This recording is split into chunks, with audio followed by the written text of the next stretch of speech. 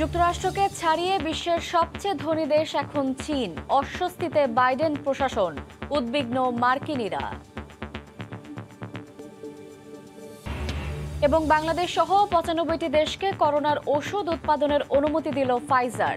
১ মাসের মধ্যে সহজলভ্য হওয়ার আশা।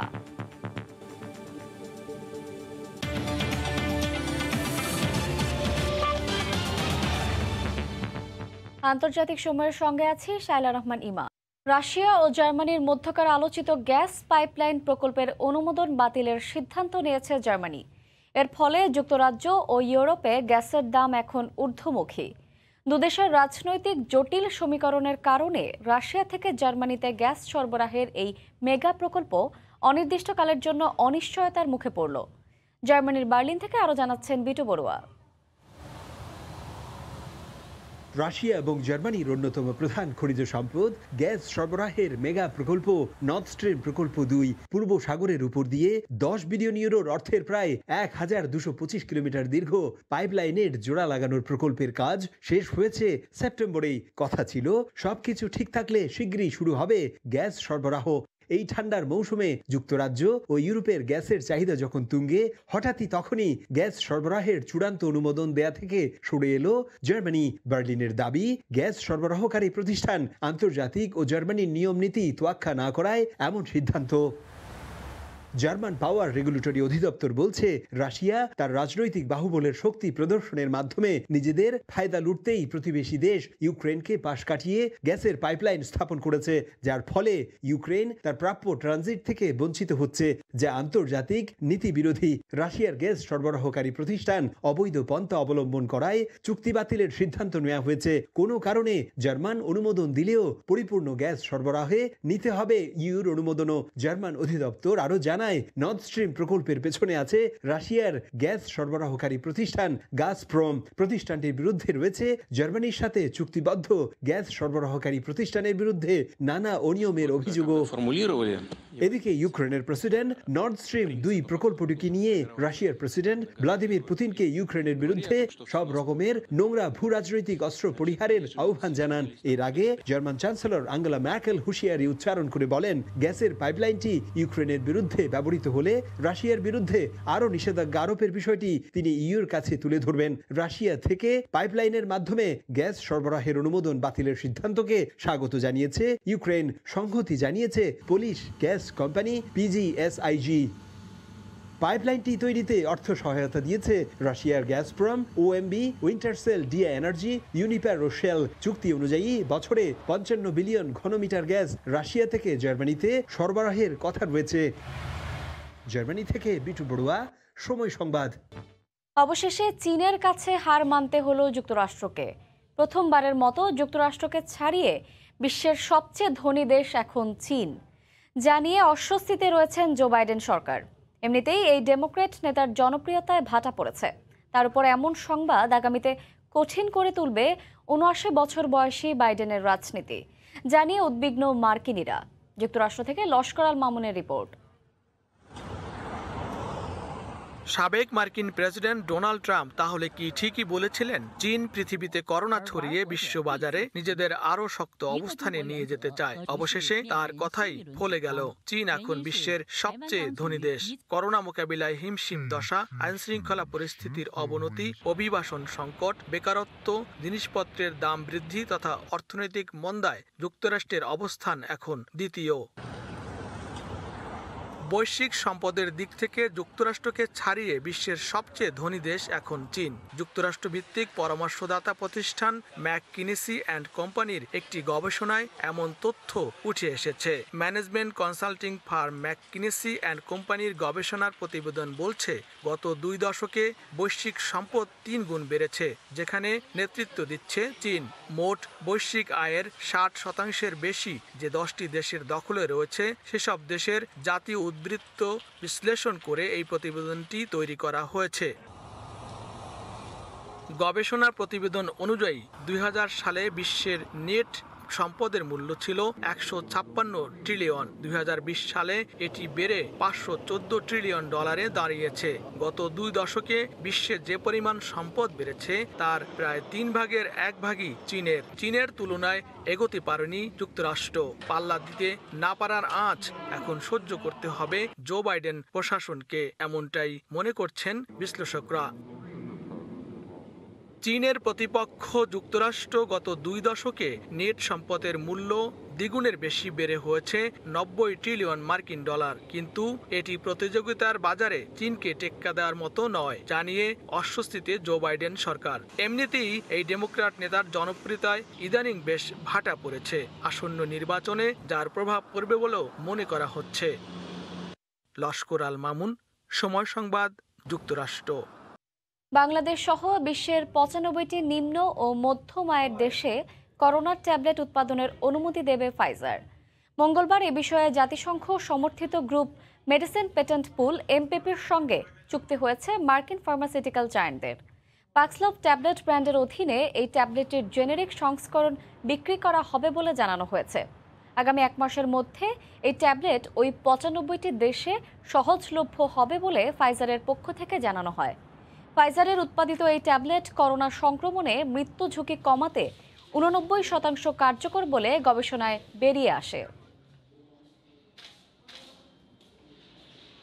ভারতের পশ্চিমবঙ্গে খুলে গেল স্কুলের দরজা। প্রথম দফায় নবম থেকে দ্বাদশ শ্রেণীতে শুরু হলো ক্লাস, পরে খুলবে সব শ্রেণী। করোনায় দীর্ঘ বন্ধের পর ক্যাম্পাসে ফিরে উচ্ছ্বসিত শিক্ষক, শিক্ষার্থী ও অভিভাবকরা। কলকাতা থেকে বিশ্বজিৎ দাসের ক্যামেরায় বিস্তারিত জানাচ্ছেন সুব্রত আচার্য। দীর্ঘ বিরতির পর মঙ্গলবার খুলল স্কুল। নির্ধারিত সময়ের আগেই লাইনে দাঁড়িয়ে শিক্ষার্থীদের প্রতীক্ষা, কখন খুলবে দরজা। সময়ের সঙ্গে ফুরলো অপেক্ষার পালাও। মুখে মাস্ক, শরীরের তাপমাত্রা মেপে কঠোর করোনাবিধি মেনেই একে একে প্রাণের ক্যাম্পাসে ফেরা। প্রতি বেঞ্চে বসতে হয়েছে একজনকে। শারীরিক দূরত্ব থাকলেও ক্লাসে ফিরে উচ্ছ্বসিত শিক্ষার্থীরা, খুশি অভিভাবকরাও। বন্ধুদের সাথে দেখা হচ্ছে, অনেকদিন পর স্কুল করেছে, ক্লাস হবে, খুব ভালো লাগছে। আজকের দিনে অনেকদিন পর আসলাম স্কুলে, সবার সাথে দেখা হবে, ভালোই লাগছে। এরা খুব এক্সাইটেড, খুবই ঠিক আছে, সবই ঠিক আছে, কিন্তু ভ্যাকসিনটা দেওয়া থাকলে আমাদের চিন্তাটা তো হতো। আমরা সবাই চাই অফলাইনে যাতে ক্লাস এবং পরীক্ষা সবটাই হয়। নবম থেকে দ্বাদশ শ্রেণীর ক্লাসের পর পর্যায়ক্রমে খুলবে সব শ্রেণীর জন্য স্কুলের দরজা। রাজ্যের শিক্ষামন্ত্রী ব্রাত্য বসু জানিয়েছেন, করোনা বিধি মেনেই স্কুলগুলোকে শিক্ষা কার্যক্রম চালাতে হবে। সকাল 9:30 থেকে বিকেল 4:30 পর্যন্ত চলবে স্কুল। 2020 সালের মার্চে করোনা মহামারীর কারণে ভারতের অন্য রাজ্যের মতো পশ্চিমবঙ্গেও বন্ধ করা হয় শিক্ষা প্রতিষ্ঠান। সুব্রত আচার্য, সময় সংবাদ, পশ্চিমবঙ্গ, ভারত। কুয়েতে করোনা পরিস্থিতি স্বাভাবিক হওয়ায় খুলে দেওয়া হয়েছে বিভিন্ন শপিং মল। কুয়েতের সুক আল ওয়াতানিয়া প্রবাসী বাংলাদেশিদের কেনাকাটার জন্য একটি পছন্দনীয় স্থান। করোনায় লকডাউনে দীর্ঘদিন বন্ধ থাকার পর খুলে দেওয়া হয়েছে শপিং মলটি। এতে ব্যবসা প্রতিষ্ঠানগুলোতে ফিরে এসেছে কর্মচাঞ্চল্য। শরীফ মোহাম্মদ মিজানুর রহমানের তথ্য, ছবিতে রিপোর্ট। নিজেদের ভাগ্য পরিবর্তনে দেশ ছেড়ে প্রবাসে পাড়ি জমান বাংলাদেশিরা নিজেদের মেধা ও দক্ষতাকে কাজে লাগিয়ে অনেকেই ব্যবসা ক্ষেত্রে যেমন প্রতিষ্ঠিত হয়েছেন, তেমনি আবার স্বাবলম্বী করেছেন অন্য প্রবাসী বাংলাদেশিদের। কুয়েতের সুক আল ওয়াতানিয়া মার্কেটে 2 শতাধিক বাংলাদেশি কর্মরত রয়েছেন। বর্তমানে করোনা পরিস্থিতির কিছুটা উন্নতি হওয়ায় বেচাকেনা বাড়তে শুরু করেছে ব্যবসা প্রতিষ্ঠানগুলোতে। এতে স্বস্তি প্রকাশ করেছেন তারা। Market is going very well. মহামারী বইতে নাই, আলহামদুলিল্লাহ ফেরাটা খুলে দিয়েছে। এখন আগের থেকে বেশি কিনা অনেক বাড়ছে, কাস্টমারও বাড়ছে, আরও হবে বেশি কিনা সামনের দিকে। কুয়েতে প্রায় 3 লক্ষ বাংলাদেশি রয়েছেন। এদের মধ্যে অধিকাংশ প্রবাসী ব্যবসায়ী এই শপিং মলটিতে mobile, stationery, garments, tailoring, restaurant সহ বিভিন্ন ব্যবসার সঙ্গে যুক্ত। তবে দেশে আটকে পড়া প্রবাসীরা নিজেদের কর্মস্থলে ফিরতে শুরু করলে ব্যবসার আরও উন্নতি হবে। এতে দেশের রেমিটেন্স প্রবাহের গতিও বাড়বে বলে মনে করছেন তারা। রাইসা জান্নাত, সময় সংবাদ। বাংলাদেশের কৃষি পণ্য রফতানি উপযোগী করে তুলতে প্রযুক্তির ব্যবহারে কারিগরি দক্ষতা বৃদ্ধিতে যুক্তরাজ্য ও নেদারল্যান্ডসের সহযোগিতার আশ্বাস মিলেছে বলে জানিয়েছেন লন্ডন সফররত কৃষিমন্ত্রী ডক্টর আব্দুর রাজ্জাক। নেদারল্যান্ডস থেকে পেঁয়াজ আসার কথাও জানান তিনি। লন্ডন থেকে শোয়েব কবিরের প্রতিবেদন। ইউরোপের বাজারে সতেজ শাকসবজি ও ফলমূল এবং প্রক্রিয়াজাত কৃষি পণ্যের রপ্তানি বৃদ্ধি করতে কৃষি মন্ত্রী ডক্টর আব্দুর রাজ্জাকের নেতৃত্বে সরকারি ও বেসরকারি উদ্যোক্তা ব্যবসায়ীদের একটি দল নেদারল্যান্ড এবং যুক্তরাজ্য সফর করছেন। তার এই অংশ হিসেবে ব্রিটেনের বাংলাদেশি ব্যবসায়ীদের শীর্ষ সংগঠন ব্রিটিশ বাংলাদেশ চেম্বার অব কমার্সের সাথে মত বিনিময় করেন। এই সময় কৃষি মন্ত্রী বলেন, আর্থিক সহযোগিতা নয়, প্রযুক্তিগত সহায়তা দিয়ে বাংলাদেশের পাশে পেতে চায় যুক্তরাজ্য সহ ইউরোপের দেশগুলোকে। আমরা তাদের কাছে কোনো ফান্ডিং সাপোর্ট চাচ্ছি না, আমরা চাই প্রযুক্তিগত সহযোগিতা, টেকনোলজি। তারা যদি আমাদেরকে ভালো টেকনোলজি দেয় যাতে আমরা উৎপাদনশীলতা, একটা ফসলের উৎপাদন বাড়াতে পারি পার হেক্টর পার একর ল্যান্ডে, সাথে সাথে এটাকে কিভাবে প্রক্রিয়াজাত করা যায়, প্রসেস করা যায়, এই টেকনোলজিগুলো আমাদের হাতে ওইভাবে নাই। পেঁয়াজের ঘাটতি পূরণে শীঘ্রই নেদারল্যান্ড থেকে আমদানি করা হচ্ছে 10,000 টন পেঁয়াজ। নেদারল্যান্ডের বছর জুড়ে পেঁয়াজ চাষের কৌশলও বাংলাদেশ কাজে লাগাতে চায় বলে জানান মন্ত্রী। এই মুহূর্তে তারা 10,000 টন পেঁয়াজ বাংলাদেশে পাঠাচ্ছে। সেই গুদামও আমরা গিয়েছিলাম, আমাদের দেখাইলো container ready to go to Bangladesh. কৃষি সেক্টরে বিনিয়োগের আগ্রহের কথা তুলে ধরে ব্রিটেনের বাংলাদেশি ব্যবসায়ীরা বলেন, বিদেশে রপ্তানি উপযোগী উচ্চ মূল্যের ফল ও সবজি উৎপাদনের দিকে গুরুত্ব দেওয়া প্রয়োজন।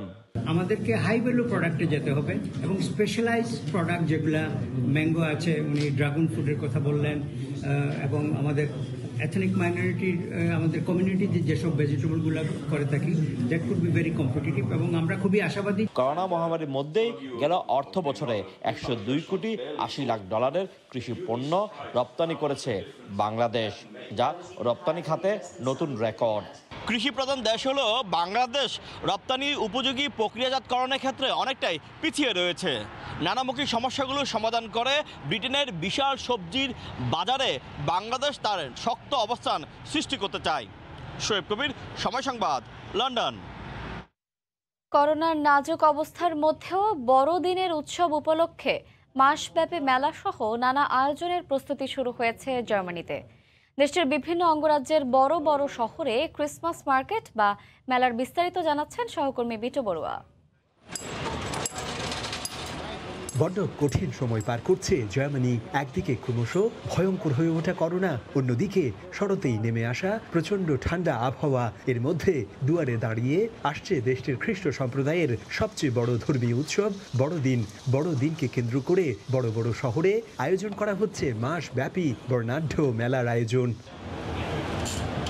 তবে ফের করোনা সংক্রমণ বাড়তে থাকায় মিউনিকের বিখ্যাত ক্রিস্টকিন্ডল মার্কেটের মতো বেশ কটি অঙ্গরাজ্যের স্থানীয় প্রশাসন মেলার আয়োজন না করার সিদ্ধান্ত নিয়েছে। এতে ক্ষুদ্র ও মাঝারি শিল্পের ব্যবসায়ীরা লোকসানের মুখে পড়তে যাচ্ছে। দেখুন, বিষয়টি গণতান্ত্রিক, যে কেউ চাইলে মেলায় অংশ নিতে পারে। তবে এতদিন ছিলাম বন্দি দশায়, এখন আবার প্রচন্ড ঠান্ডার মধ্যে কাজে নেমে পড়লাম। সামনে পুরো 1 মাস কষ্ট করতে হবে। বছর ঘুরে মেলার এই আয়োজনটা ঠিক আছে মনে করি, তবে প্রশাসন থেকে মেলায় প্রবেশ ও অংশগ্রহণের ক্ষেত্রে করোনার বিধি নিয়ম মেনে চললে সুরক্ষিত থাকা যাবে। ভাবতে কষ্ট হচ্ছে, মিউনিখে এবার মেলার আয়োজন হচ্ছে না। ব্যবসায়ীদের জন্য খুবই কষ্ট লাগছে। ছোটবেলা থেকে প্রতি বছর এই মেলার জন্য অপেক্ষায় থাকি। জার্মানিতে প্রতিদিনই করোনা সংক্রমিতের ও মৃতের সংখ্যা রেকর্ড ছড়াচ্ছে। হাসপাতাল ও ক্লিনিকগুলোতে কোভিড আক্রান্ত রোগীদের জায়গা দেওয়াই কঠিন হয়ে পড়েছে বলে জানিয়েছে স্বাস্থ্য বিভাগ। টিকা গ্রহণের গতি বাড়ানো না গেলে সামনে ভয়াবহ পরিস্থিতি হতে পারে আশঙ্কা করছেন বিশেষজ্ঞরা। নানা বিধিনিষেধের কারণে জার্মানিতে ইতিমধ্যে করোনার টিকা নেওয়ার প্রবণতা বেড়েছে, কিন্তু আবার টিকা যারা নিয়েছেন তাদের মধ্য থেকে 30% মানুষের মৃত্যু ভাবিয়ে তুলছে এদেশের সাধারণ জনগণ সহ সংশ্লিষ্ট সকলকে। জার্মানি থেকে বিটু বড়ুয়া, সময় সংবাদ। এবার মানুষের মস্তিষ্ক চালাবে ড্রোন। ফ্লোরিডা বিশ্ববিদ্যালয়ের একদল তরুণ গবেষক মানুষের মস্তিষ্ক নিয়ন্ত্রণে এক ধরনের বিশেষ প্রযুক্তি উদ্ভাবন করেছেন, যা ব্যবহার করে পরিচালিত হবে ড্রোন। এমনই এক মস্তিষ্ক নিয়ন্ত্রিত ড্রোন রেস প্রতিযোগিতার আয়োজন হলো বিশ্ববিদ্যালয়টিতে, যাকে বিশ্বের প্রথম ব্রেন ড্রোন রেস বলা হচ্ছে। দূরনিয়ন্ত্রিত ড্রোনের কথা সবার জানা, কিন্তু মানুষের মস্তিষ্ক নিয়ন্ত্রিত ড্রোন বিস্ময়কর শোনালেও একদল তরুণ মার্কিন গবেষক উদ্ভাবন করেছেন এমনই এক মানবিক প্রযুক্তি, যে প্রযুক্তিতে মানুষের মস্তিষ্ক চালাবে ড্রোন। সম্প্রতি যুক্তরাষ্ট্রের ফ্লোরিডা বিশ্ববিদ্যালয়ে এই ড্রোন রেস প্রতিযোগিতার আয়োজন করা হয়। এতে অংশ নেন বিশ্ববিদ্যালয়টির 16 প্রতিযোগী। প্রতিযোগিতার নিয়ম অনুযায়ী অংশগ্রহণকারীদের একটি ইলেকট্রোএনসফলোগ্রাম হেডসেট মাথায় পড়তে হয়, যেগুলো মানুষের মস্তিষ্কের বৈদ্যুতিক কার্যকলাপ শনাক্ত করতে সক্ষম। এগুলোকে ব্রেইন ইমাজিনিং ডিভাইস বলা হচ্ছে, যেগুলো ব্যবহার করে ড্রোন পরিচালনা করা সম্ভব। এই ড্রোন প্রতিযোগিতাকে বিশ্বের প্রথম ব্রেন ড্রোন রেস বলা হচ্ছে। একই সঙ্গে একজন মানুষের জ্ঞানের ক্ষমতা ও মানসিক ধৈর্যের প্রতিযোগিতা হিসেবেও দেখা হচ্ছে। মূলত মানুষের অনুভূতি বা মানসিক অবস্থা উপলব্ধির পাশাপাশি চিকিৎসা ক্ষেত্রে প্রয়োগের উদ্দেশ্যে এই ধরনের প্রযুক্তি ব্যবহার করা হয়। তাই এর ব্যবহার কেবল গবেষণাগারে সীমাবদ্ধ রাখতে চান না বিজ্ঞানীরা। ব্রেন ইমেজিং ডিভাইসগুলো মানুষের মানসিক অবস্থা বোঝার সক্ষমতা রাখে। তাছাড়া এগুলো চিকিৎসার উদ্দেশ্যে ব্যবহারের জন্য তৈরি করা হয়। কেবল গবেষণাগারে এ প্রযুক্তি ব্যবহারের সীমাবদ্ধতা রাখতে চাই না, আমরা চাই এগুলোকে সাধারণ মানুষের কাছে পৌঁছে দিতে। মানুষের মস্তিষ্কে ব্যবহৃত এই প্রযুক্তির মাধ্যমে শারীরিক প্রতিবন্ধী মানুষের অঙ্গ প্রত্যঙ্গের নড়াচড়া উপলব্ধি ও অ্যালজাইমার রোগের চিকিৎসা করাও সম্ভব। এদিকে আরও বড় পরিসরে সামরিক কাজে ব্যবহারের জন্য মস্তিষ্ক নিয়ন্ত্রিত ড্রোন তৈরির কাজ চলছে। গবেষকদের মতে এ ধরনের ড্রোন যুদ্ধক্ষেত্রে সৈন্যদের প্রয়োজনীয় সামগ্রী সরবরাহে সহায়তা করবে। রাইসা জান্নাত, সময় সংবাদ। এ ছিল আন্তর্জাতিক সময়। সঙ্গে থাকুন সময়ের।